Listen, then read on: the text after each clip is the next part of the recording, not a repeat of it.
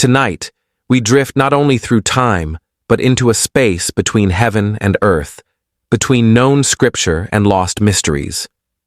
The Book of Enoch is one of the most curious and mesmerizing texts from the ancient world.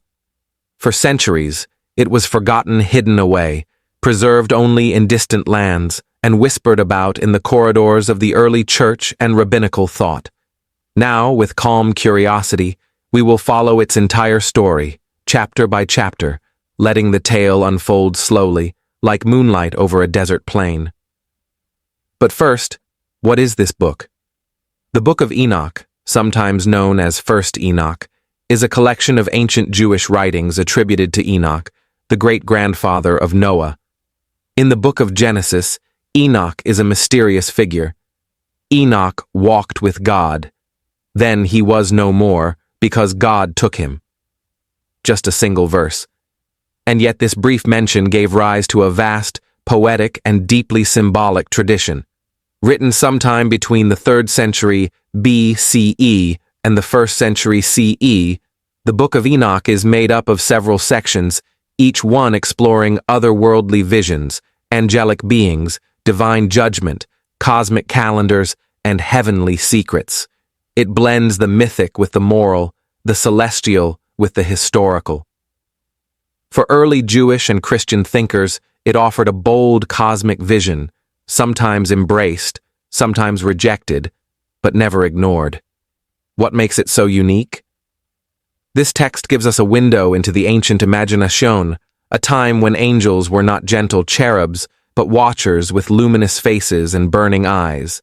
It tells of rebellious spirits who descended to earth, gave humanity forbidden knowledge, and were cast down for their deeds. It details great floods, fiery mountains, and the hidden mechanics of stars. And most hauntingly, it weaves these revelations through the quiet voice of Enoch, a man who is not just a prophet, but a traveler between worlds. Though not part of the canonical Bible in most traditions today, the Book of Enoch once held considerable influence. The early church fathers read it.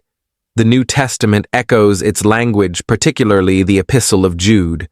Even among the ancient Essenes, the desert dwellers of Qumran who gave us the Dead Sea Scrolls, the book was cherished, and in Ethiopia it was never lost. Preserved in the ancient Ge'ez language, it has been part of the Ethiopian Orthodox canon for centuries. To understand the Book of Enoch is not merely to study a lost text. It is to listen to a deeper rhythm of ancient spirituality, to explore how early thinkers grappled with evil, divine justice, and the boundaries of heaven. It is, in a way, to dream with them. As we journey through this story tonight, we will walk in Enoch's footsteps. We will hear the songs of angels, stand at the edge of the great flood, and gaze upward into the turning skies as the calendar of heaven is revealed. And all the while, we will move gently, calmly, never rushing, never disturbing the stillness of night. Let the world grow soft around you. Let your breath slow. You are not in your room anymore, but in the deserts of ancient Judea, in the silence before the storm, in the ink-stained scrolls kept safe beneath stone. Let us begin. As the hush of twilight deepens, we drift further into a world older than empires, where myth and memory blend like dusk into night. This is the world of Enoch. To understand the Book of Enoch, we must first understand the ancient world that gave birth to it, a world shaped by oral tradition, carved in stone, and written in stars. We begin in the antediluvian era, antediluvian meaning before the flood. This is the earliest imagined epoch of human history, preserved in the myths of many civilizations, from Mesopotamia to the Hebrew Bible. It is a time long before kings and kingdoms, when the world was fresh, raw, and touched directly by divine beings. And at the heart of this epoch stands a mysterious figure, Enoch, son of Jared, father of Methuselah, and great-grandfather of Noah. In the book of Genesis, Enoch's story is brief but potent. He is the 7th generation from Adam, a number symbolic of completion and spiritual depth. Unlike others in the genealogical list who lived and died in long succession, Enoch is different. The text reads, Enoch walked with God, then he was no more, because God took him. A mystery. Was he taken into heaven? Did he die early? Or was he transformed? These few words became the seed for an entire universe of speculation, reverence, and revelation. Now we step into the apocalyptic tradition of the Second Temple perioda, time between roughly 500 BCE and 70 CE. During this era, Jewish communities faced foreign empires, internal upheavals, and existential questions. Prophets were silent. Temples were rebuilt, then desecrated. And in the silence, visionaries emerged. They did not speak from thrones or temples, but from caves and deserts. Their voices carried visions of heaven, warnings of judgment, and secrets of the divine plan. The Book of Enoch arises from this very soil. The earliest parts of the Book of Enoch likely originated in Judea during the 3rd century BCE, possibly composed by a group of sages or scribes influenced by earlier Mesopotamian myth and biblical tradition. Over time, more material was added, woven together like threads in a tapestry. The book is not one singular narrative, but a collection of related texts attributed to Enoch, each filled with awe and dread, wonder and warning. Enoch is imagined not as a mere patriarch, but as a prophet, a scribe of righteousness. He is chosen by God to witness the secret architecture of creation. He sees the treasuries of snow, the paths of stars, the prisons of angels. He walks among burning mountains, passes through gates of light, and receives teachings from the Most High. His journey is one of ascent-off, rising beyond the physical world into realms beyond sight. And what does the world around Enoch look like? Let us picture it. Dusty hills roll beneath a quiet sky. Olive trees bend gently in the breeze. Small tents and huts mark human settlement, not yet cities, but clusters of life. People live close to the land, to animals, to each other. But there is also unease, whispers of something strange, of beings from above, of knowledge too great, of coming judgment. This setting reflects not just ancient geography, but a psychological landscape, a sense that something is about to change, something vast and divine, the calm before the cosmic storm. Within this context, Enoch becomes a liminal figure, not quite human, not quite angelic. He walks with God, and he writes down what he sees. He becomes the intermediary between earth and heaven, flesh and spirit. His writings are not just revelations, but warnings, moral blueprints for a world on the brink of collapse. The idea of writing itself is sacred in the Book of Enoch. In a time when literacy was rare, to be a scribe was to wield great power, and Enoch is no ordinary writer. He is said to have recorded the secrets of the Watchers, the names of the fallen, the measurements of the cosmos. The very act of writing becomes a form of salvation, a way to preserve truth through the flood to come. Together, these texts form a rich mosaic, cosmic, ethical, prophetic, and as we will soon see, they tell a story of rebellion, judgment, restoration, and ultimate hope. But what is striking is how the Book of Enoch speaks across boundaries. Though firmly rooted in Jewish apocalypticism, its language, imagery, and concerns echo across cultures. It bears traces of Babylonian star lore, Zoroastrian angelology, and early Christian messianism. It is a book born of fusiona sacred conversation across time. Imagine for a moment an ancient cave in the hills of Qumran, near the Dead Sea. Inside, tightly rolled scrolls sit in clay jars. One of them contains fragments of the Book of Enoch, silent for centuries, waiting to be read again. Imagine the dry rustle of parchment, the fading ink, the stillness of preservation. This is where history sleeps until it is awakened. And awaken it does. In 1773, a Scottish explorer named James Bruce brings back from Ethiopia several complete manuscripts of the Book of Enoch, preserved in the Ge'ez language. For the Western world, this was a rediscovery of a forgotten sacred world. The text that had vanished from Jewish and Christian canons reappeared like a ghost, vivid and complex, challenging and illuminating. As we close this chapter, let us reflect not only on Enoch the man, but on the idea of Enoch the seeker of hidden truths, the dreamer of divine visions. In the darkness of uncertainty, he listens. In the silence of night, he writes.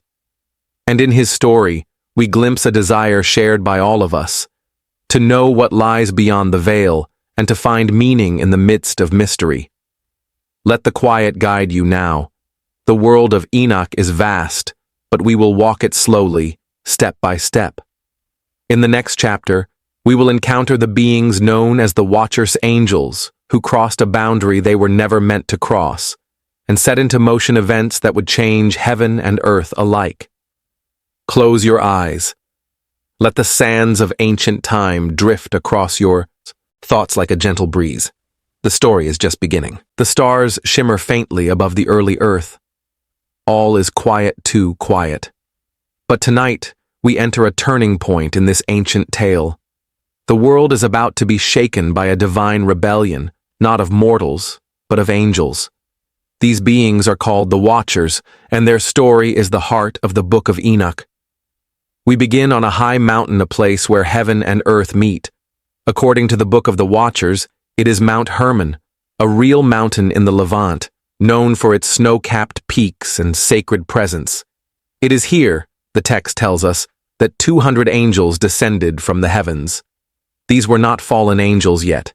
They were the Watchers, so named because they were appointed by God to observe humanity, to watch over creation, to bear witness from afar. They were meant to be guardians, not participants. But what happens when the Watchers decide to act? Led by a powerful figure named Semjaza, these angels made a pact. They would descend together, knowing that their decision was grave and their punishment certain. "Let us all swear an oath," said Semjaza, "and bind ourselves by mutual imprecations that we will not abandon this plan, but will do this thing together." And what was this plan? To take human women as wives. The Book of Enoch tells us that the Watchers were captivated by the beauty of the daughters of men. These divine beings, luminous and otherworldly, desired to cross a boundary they were forbidden to breach, the boundary between heaven and earth, spirit and flesh. In poetic language, the text describes how the Watchers descended to the earth and defiled themselves with the women. From these unions came a race of hybrid beings known as the Nephilim, of great strength and violence, who brought chaos and bloodshed to the earth. The Nephilim, whose name may be related to the Hebrew root for fall, or those who cause others to fall, are described in terrifying terms. They devour everything. They turn against humanity. And soon the world is filled with disorder and despair. But the corruption does not end there. The Watchers do more than take wives. They also share forbidden knowledge, secrets meant only for the heavens. Azazel, another leading figure among the fallen, teaches humanity the art of war, how to make swords, shields, and armor. Others reveal the secrets of enchantments, astrology, cosmetics, and metallurgy. They unveil what was hidden. And this, according to Enoch, is the origin of many evils on the earth. It is a powerful idea that knowledge, in the wrong hands or given too soon, becomes a curse rather than a blessing. The story of the Watchers is not just a tale of lust or rebellion, but a meditation on boundaries, between divine and human, seen and unseen, wisdom and destruction. The earth, overwhelmed by this corruption, cries out, "The souls of the righteous, those who have suffered under the violence of the Nephilim, send their lamentations to heaven." And heaven listens. The angels in heaven, holy, and unfallen, look down with sorrow. And it is here that Enoch re-enters the story. God sends him to deliver a message to the rebellious Watchers. Enoch, the mortal, becomes a divine intermediary. He stands between fallen angels and the Most High. Imagine this moment. The Watchers, once radiant, now cast in shadows, watching as Enoch, a quiet man of earth, approaches them. He does not come with a sword, but with words, a decree of judgment. And what is that judgment? God will not be silent. The Watchers are condemned to be bound, imprisoned in the deep places of the earth until the final judgment. Their children, the Nephilim, will be destroyed, and the knowledge they gave will not save them. Enoch's message is both cosmic and moral. He tells the Watchers that they have left their proper place, they have abandoned the high heaven, and they shall no longer ascend. Their vision is now clouded. Their light is now darkness. Azazel, in particular, receives special punishment. He is bound hand and foot and cast into a desert called Dudael, covered with rough and jagged stones. Over him a veil of darkness is stretched, and he is to remain there until the day of fire and judgment. This vivid imagery binding, stones, fire evokes a kind of cosmic prison, a warning not only to angels, but to all who defy the divine order. Let us pause here and reflect on this strange and powerful chapter of sacred imagination. The story of the Watchers is one of the oldest surviving examples of apocalyptic literature. It offers a bold vision of divine justice and heavenly rebellion, but it also speaks to deeper questions. Why is there evil in the world? Where does forbidden knowledge come from? Why do some beings fall from grace while others remain faithful? It echoes in many ways the story of Prometheus in Greek myth, who gave fire to humanity and was punished by the gods. It also foreshadows the figure of Satan in Christian tradition, a being who seeks to rise, but falls instead. Yet the Watchers are not entirely like either. They are tragic, almost mournful figures. They love, they long, they teach, but in doing so, they break the very laws of heaven. Their fall is not sudden, but chosen. They swear an oath, they descend together, they act in unity. In this way, their story mirrors the human condition. How often we choose paths we know are dangerous, out of desire, curiosity, or pride. And what of the Nephilim? These giants are not just monstrous figures. They are symbols of imbalance, of what happens when divine power mixes improperly with human limitation. They represent the danger of unchecked strength, of wisdom without virtue. As we drift deeper into the text, we realize that Enoch is not merely recording history. He is offering a cosmic lens, a way to see the world's disorder as part of a divine drama playing out across heaven and earth. And though this drama is terrifying, it is not without hope. The judgment is coming, but so is a renewal. The flood will wash away the corruption, but a remnant will survive. Close your eyes if you haven't already.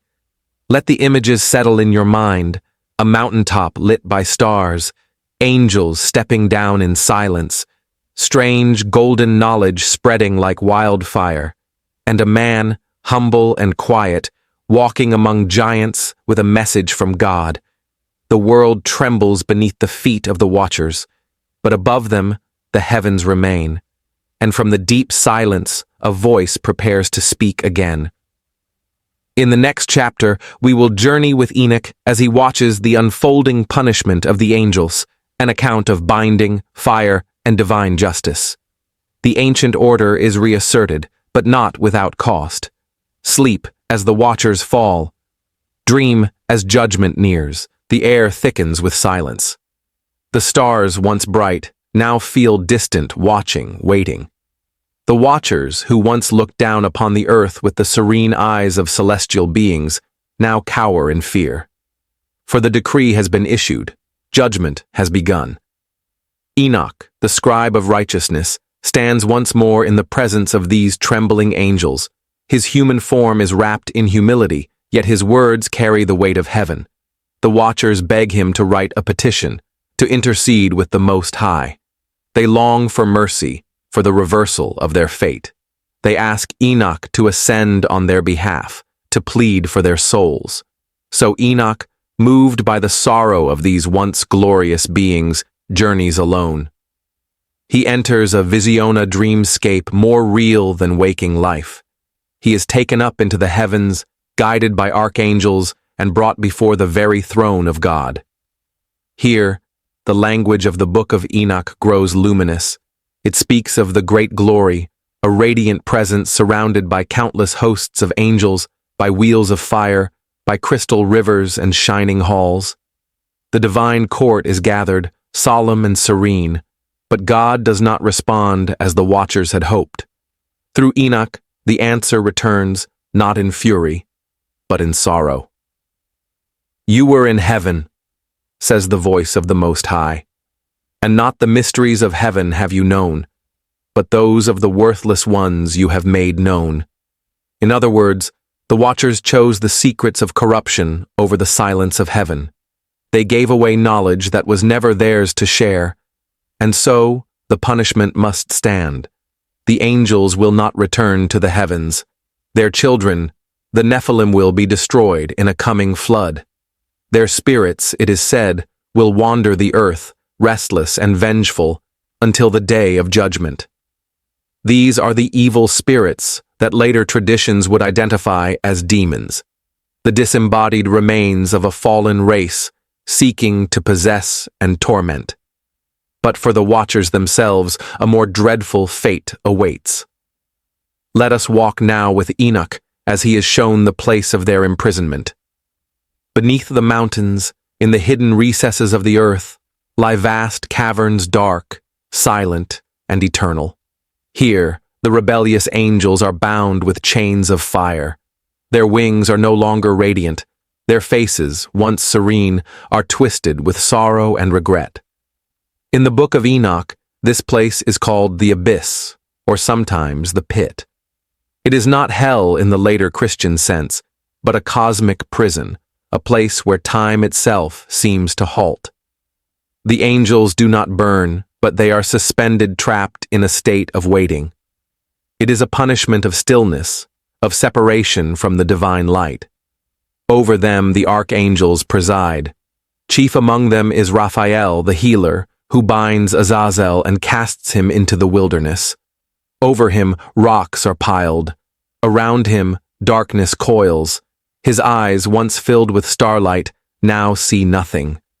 We are told that these angels will remain bound for 70 generations. That number, symbolic and indefinite, carries the weight of eternity. It is not merely a sentence. It is a remembrance, a warning that even the mighty must obey the limits of the divine. But what of the earth? What of the world, corrupted and blood-soaked, left trembling after the descent of the watchers? The judgment ripples outward.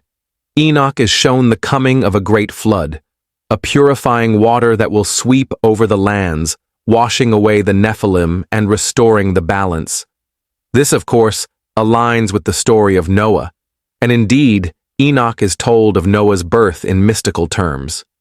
A vision comes to him of a child whose face shines like the sun, whose eyes gleam with wisdom beyond his years. This is Noah, the one who will carry forward the seed of righteousness. His coming marks a turning point. The line of the righteous will survive, even when the earth is cleansed. In this, we see a profound thread that runs through the Book of Enoch. Judgment is never the end. Destruction paves the way for renewal. Even the stars, when they fall, make room for new constellations. Let us linger, just for a moment, in these images. Imagine the bound angels whispering ancient regrets in the caverns below.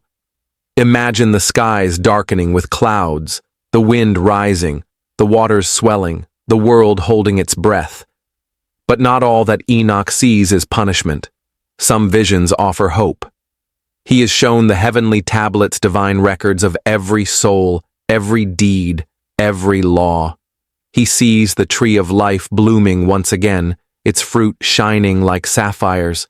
He sees the paths of the stars, the boundaries of the seas, the appointed times of light and dark. Everything has a pattern, a rhythm, a divine choreography, and he is reminded the universe is not ruled by chaos but by order. Even in judgment, there is justice. Even in wrath, there is wisdom. As we drift deeper into this tale, we might ask, why were the Watchers punished so severely? Was their sin truly unforgivable? Some scholars have suggested that the Watchers represent a fear of too much knowledge. Others see them as symbols of pride, the original sin of angels.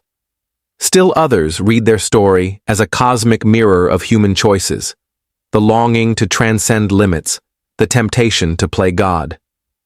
Whatever the case, the punishment of the angels is more than just divine vengeance. It is a cosmic realignment. The heavens must remain holy, the boundaries must hold. And so, Enoch watches and writes and remembers. He is the first human to witness these mysteries, and he is the last to walk freely between the realms of the divine and the earthly until the end of days. Close your eyes again. Imagine that vast, dark cavern. The stillness, the silence, the slow echo of ancient wings, now stilled. The stars above turning slowly in their eternal paths. The waters rising, the earth cleansing, and Enoch, quiet and calm, recording it all with the patience of eternity. As we move into the next chapter, we will travel with Enoch beyond even these realms into the very architecture of heaven itself. There we will see the heavenly temple, the storehouses of the winds, the resting places of souls. The visions grow wider, the voice becomes softer. Sleep gently now as judgment fades into silence, and let your dreams carry you to the edge of heaven. We begin now among the stars.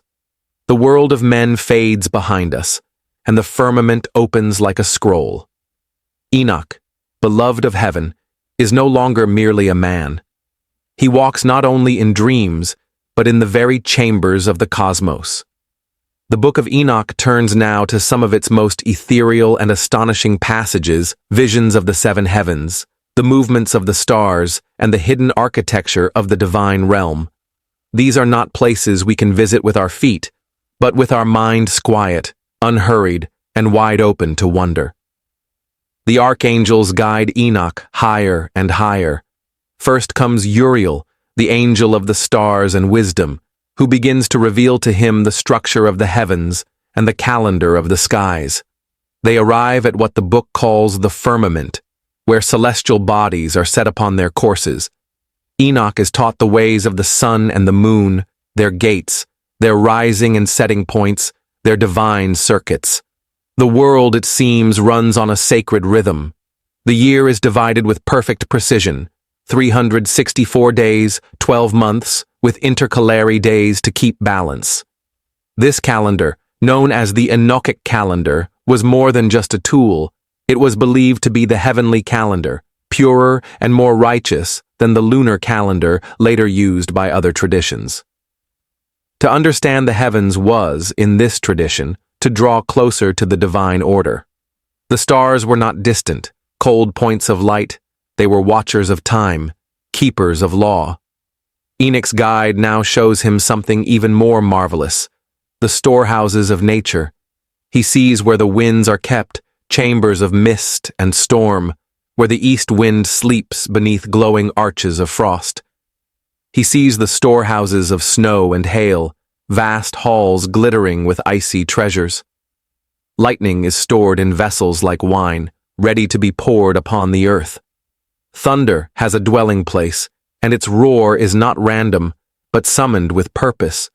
The natural world in this vision is not wild or chaotic, it is organized, intentional, deeply sacred, and so we drift with Enoch through these heavenly courts. He walks beneath a sky filled with wheels of fire. He peers into the tree of life, whose fragrance fills the air and whose leaves do not wither. He sees the resting places of the righteous and the waiting chambers of the dead. Each realm is calm, orderly, silent.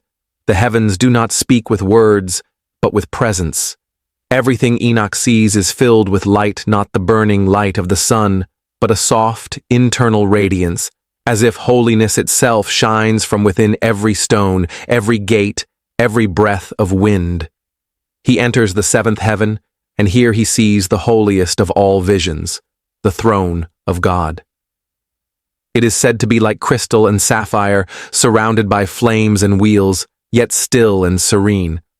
Around it gather countless angels, seraphim, cherubim, ophanimiac, singing softly in unending harmony.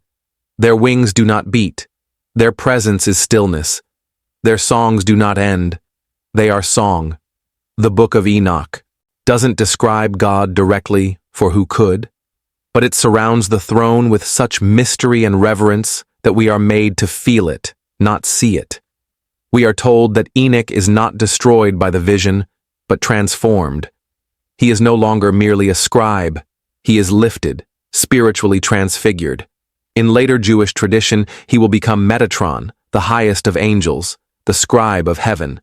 But here, in this older vision, he remains Enoch-human, humble, awed. He sees the angelic watchers of the stars who do not rebel but keep watch. He sees the spirits of the righteous dead waiting in peace for their reward. He is told of a future resurrection, a time when the righteous will inherit the earth and all injustice will be undone. In this moment, we feel how the Book of Enoch stretches across time. Though it is ancient, it speaks to a future that has not yet come, a world of peace, of justice, of restored creation. In the hush of night, this vision becomes a lullaby, a whisper of hope to every restless soul. Let's pause and imagine what Enoch sees: a river of fire, flowing without smoke or pain, trees whose roots shine, cities of crystal, angels standing in silent vigil, neither sleeping nor waking, every breath filled with music, every step light as snow. Enoch does not ask questions now, he simply receives, and so must we. The heavenly journeys are not just revelations of fact, but lessons of trust. The Book of Enoch does not explain everything. Instead, it shows that the universe is vast, purposeful, and lovingly designed, even if we do not always understand it. This message, delivered in sleep, is profound. You are part of something ancient. You are surrounded by mystery, not chaos. And though the stars may seem silent, they are watching, keeping time. As Enoch descends again slowly, gently, like a feather in twilight, he carries with him knowledge. Not just knowledge of things, but of meanings. He now knows that the universe is alive with law and grace, that even judgment has beauty, that the future, though uncertain, is already held in divine memory. Before he returns to earth, he is shown one last realm, the place of souls. There, he sees 4 chambers, each holding a different kind of spirit. One is for the righteous, filled with light and rest. Another holds the unjust, dark, heavy, mournful. The third is for those not yet judged, and the fourth, most mysterious, holds those whose destinies are still unfolding. This image of the afterlife is not yet heaven and hell as we know them, but something older, quieter, a place of waiting, a great in-between. And in this vision, we may find a reflection of our own hearts, longing for clarity, wondering where we stand, drifting through chambers of thought and memory. Enoch, now changed forever, returns to the earth. His journey has ended, but his voice remains. His visions, recorded on scrolls, will be hidden for a time, buried, forgotten, but not lost. They will surface centuries later, like seeds waiting for rain. They will inspire mystics, priests, scholars. They will be whispered of in secret circles, and they will speak still to you, here, now softly, like the turning of a page in the quiet of night. As this chapter closes, breathe in deeply. The stars above are not just fire, they are stories. The wind is not just movement, it is memory. Rest now in the rhythm of the universe. Let the gates of heaven close gently behind your thoughts. And as we journey next into the prophecies and parables Enoch delivers, may your dreams drift alongside his words. You are safe, you are seen, and the night is full of wonder. We now arrive at a turning point in Enoch's account. After journeying through the heavens and witnessing the great architecture of creation, Enoch begins to receive what are called the three parables, a series of visionary prophecies that speak of judgment, redemption, and the mysterious figure known as the Son of Man. These parables, rich in poetry and layered with symbols, offer glimpses into a future shaped by divine justice, but also divine mercy. They do not unfold like a linear tale. Rather, they move like dreams, circling images of power, reckoning, and hope. Let us begin with the first parable, sometimes called the parable of the elect. Enoch sees the gathering of the righteous, those clothed in light, and he sees the fate of kings and tyrants who oppressed the innocent. They fall one by one, not in violence, but in exposure. Their secrets are laid bare before the heavenly court. This first vision carries an ancient truth, that even when injustice dominates the world below, it is known in the courts above. Nothing is hidden forever. Enoch hears it said that the names of the righteous are written in heaven, not in ink, but in remembrance. They will be protected, delivered, and honored when the time comes. The earth, in this parable, is no longer silent. It responds to the cries of its people. Mountains shake, waters rise, the stars lean in. The cosmos itself joins in the restoration of truth. The second parable is perhaps the most mysterious and profound. Here, Enoch is introduced to a divine figure, the son of Manalso, called the Righteous One, the Chosen One, and the Anointed. This figure is not a mere angel nor a prophet. He is described as pre-existent before the sun and the stars were created, and yet destined to appear among humanity. He sits upon a throne of glory beside the Ancient of Days, and his presence causes even the mighty to tremble. The vision is quiet, yet weighty. The Son of Man is not cruel. He does not destroy for sport. Rather, he reveals. He brings hidden things to light. He shows people the truth of their lives, not just what they've done, but who they've become. He is the bringer of peace, but also the separator of falsehood from sincerity.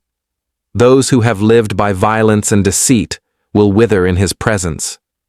But the humble, the wounded, the faithful, they will be lifted, comforted, given new names and new life. Here we feel the deep ethical thread of Enoch's prophecy. It is not merely about power being reversed, it is about hearts being revealed.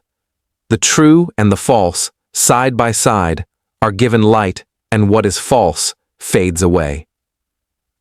This figure, the Son of Man, will later echo through other traditions. In later Jewish mysticism, in Christian scripture, even in Islamic and Ethiopian thought, he appears in varied forms. But here, in Enoch, he is presented as both divine and deeply compassionate. A radiant judge who sees into the soul, not just over it. As we drift into the third parable, the mood softens once again. The focus returns to the righteous, the elect, those who have kept faith in a world that did not reward them. They are shown standing in the presence of God, not as servants, but as friends.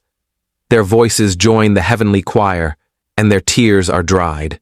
In this parable, Enoch hears of the renewal of the earth. Mountains will be leveled, deserts will bloom, trees will bear fruit in every season. There will be no violence, no deception, no fear. Children will play without danger. Animals will no longer hunt. The lion will lie beside the lamb. This is not just a vision of what will be, it is a memory of what was, a return to the peace of Eden, the world as it was meant to be. The Book of Enoch, even in its most apocalyptic tones, always moves toward restoration. Judgment is not an end, it is a cleansing, a healing of what has been poisoned. And yet, Enoch does not gloss over the pain of the process. He sees that the proud will not give up their thrones willingly.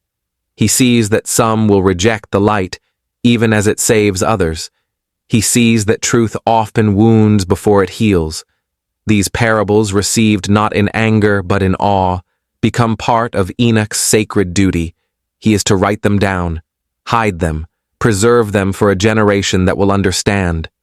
Imagine him now, back on earth, scroll in hand, carving symbols by candlelight.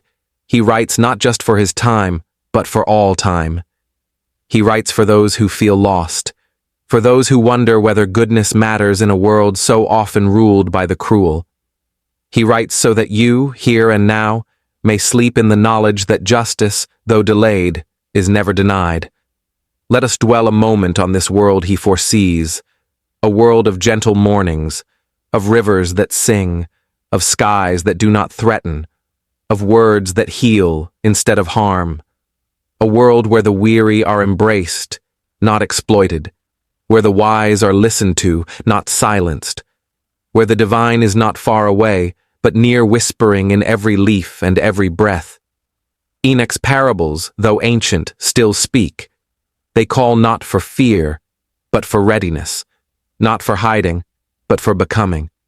And perhaps that is their deepest gift to us in this moment of rest. Not just knowledge of what is coming, but a gentle invitation to become the kind of soul that belongs in such a world. As we come to the close of this chapter, let us breathe into the hope it offers. Your story is not forgotten. Your name is remembered. The light sees you, and it does not turn away. Rest, then, in the arms of prophecy not as doom, but as dawn. The words Enoch recorded were never meant to be weapons. They were meant to be witnesses. And now, they witness you, a soul listening in the quiet of night, drawing nearer to a peace written in the stars. Let your breath slow. Let your thoughts settle. We will soon come to the final visions, the legacy of Enoch, his transformation, and the echo of his wisdom through the ages. But for now, sleep beneath the watchful stars, and dream of the day when all that is hidden will be revealed, and all that is broken will be made whole. We now come to the final hush of our journey through the Book of Enoch. The stars have dimmed to soft silver. The visions have spoken. The watchers are judged. The heavens have opened. And now we turn to the quiet legacy of the man himself, Enoch, who walked with God and was not, for God took him. This small line from the book of Genesis, so brief and mysterious, would give birth to an entire world of tradition. It is the seed from which the Book of Enoch grew, a single phrase that inspired thousands of years of wonder. What did Enoch see? What did Enoch become? In the final sections of the book, we witness the closing of Enoch's earthly journey. Having been taken to the heavens and shown the great mysteries, Enoch is now transformed not just in understanding, but in essence. He becomes more than a man. He becomes a being of light. Some traditions suggest he is made into an angel, possibly even the archangel Metatron, the celestial scribe. This transformation is not described in dramatic tones. It is gentle, quiet. A man who once walked among fields and family is now a whisper among the stars. He does not return in fire or power. He returns as memory, as scripture, as silence filled with meaning. And yet, the Book of Enoch itself was nearly lost. It disappeared from the traditions of Western Judaism and Christianity for nearly 2,000 years. We only knew it through small references, echoes, in the Epistle of Jude, allusions in early Christian texts, brief citations in rabbinic literature. Why was it lost? Perhaps it was too strange, too celestial, too uncontained by the boundaries of later theology. Or perhaps it was hidden, as Enoch himself said, for a future generation. Remarkably, the full Book of Enoch survived only in Ge'ez, the ancient liturgical language of Ethiopia. The Ethiopian Orthodox Church preserved it, cherished it, and kept it part of their canon for centuries. To this day, in the highlands of Ethiopia, Enoch's voice still echoes in sacred chant and scroll. It wasn't until the 18th century that Western scholars, astonished, rediscovered the full text. James Bruce, a Scottish explorer, brought it back to Europe after finding it in Ethiopian monasteries. Later, fragments were found among the Dead Sea Scrolls, written in Aramaic proof that Enoch's book was once cherished by the Essenes, the mystical Jewish sect that lived at Qumran near the shores of the Dead Sea. And so, the Book of Enoch re-emerged not as something new, but as something ancient returning. A forgotten ancestor stepping into the lamplight. Its influence, even when silent, had shaped many things. The visions of Daniel, the apocalyptic poetry of Revelation, the very idea of fallen angels, the Son of Man, the heavenly books, the Judgment Day. All these ideas, now common in later religions, were born or at least matured within the dreaming pages of Enoch. And in more mystical traditions, Enoch's figure grew even further. In Kabbalah, he is Metatron, the prince of the divine presence, the one who records all things. In Christian mysticism, he becomes a type of Christa figure who bridges heaven and earth. In Islam, he is often identified with the prophet Idris, praised in the Quran as a man of truth and a prophet, lifted to a high place. Even in modern times, the Book of Enoch has stirred imaginations from scholars to mystics, from poets to seekers. But what remains most powerful is not the grandeur of its visions or even its cosmology. It is something quieter. It is the image of a man who was faithful in silence, a man who asked questions when no one else dared, who stood among angels, not to rule, but to learn. A man who looked upon the watchers with sorrow, not rage, who walked with God not through conquest, but through companionship. His story tells us that the universe is not a cold machine, but a layered cathedral, that behind the stars is intention, that every cry of the innocent echoes in the halls of heaven, and that even if we are forgotten by the world, we are remembered by the divine. As you lie here now in the stillness of night, know this: the story of Enoch is not meant to frighten. It is meant to awaken, not your body, but your memory, the part of you that remembers peace, the part of you that knows the world was made for more than survival. It is a lullaby from the ancient past, reminding us that every soul, no matter how small, is seen, that the universe is not blind, that justice, though slow, never forgets, and that you, yes, you are part of a story older than stars.